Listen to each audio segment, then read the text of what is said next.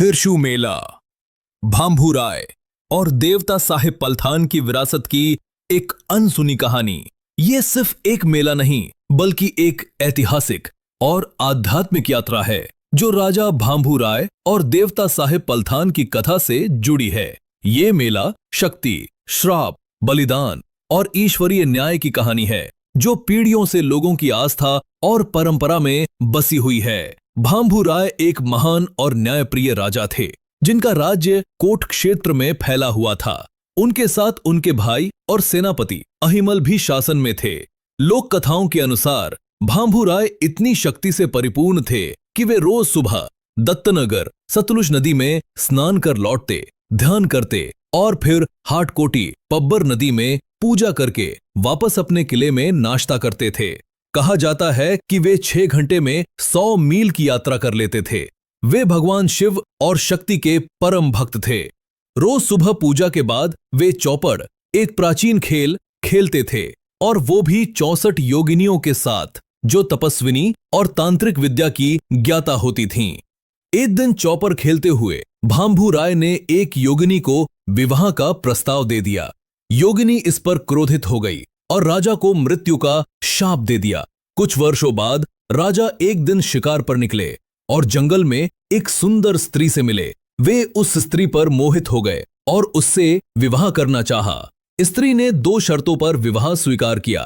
राजा कभी उससे उसके वंश या जाति के बारे में सवाल नहीं पूछेंगे। वो जो भी खाने के लिए मांगेगी राजा उसे मना नहीं करेंगे। राजा ने शर्तें मान ली।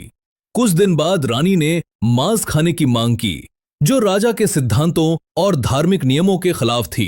फिर भी राजा ने वचन निभाने के लिए अपने मंत्रियों को बुलाया और आदेश दिया कि बिना किसी जीव की हत्या किए मांस की व्यवस्था की जाए। मंत्रियों ने समाधान निकाला कि स्त्रियों के स्तन का मांस दिया जाए।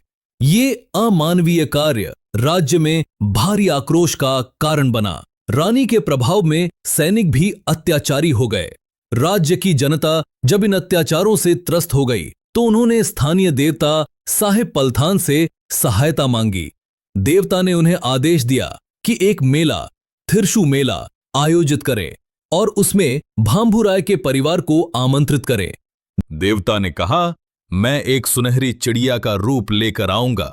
जैसे ही सबका ध्यान भटकता है उसी समय राजा और उसके साथियों का अंत कर देना।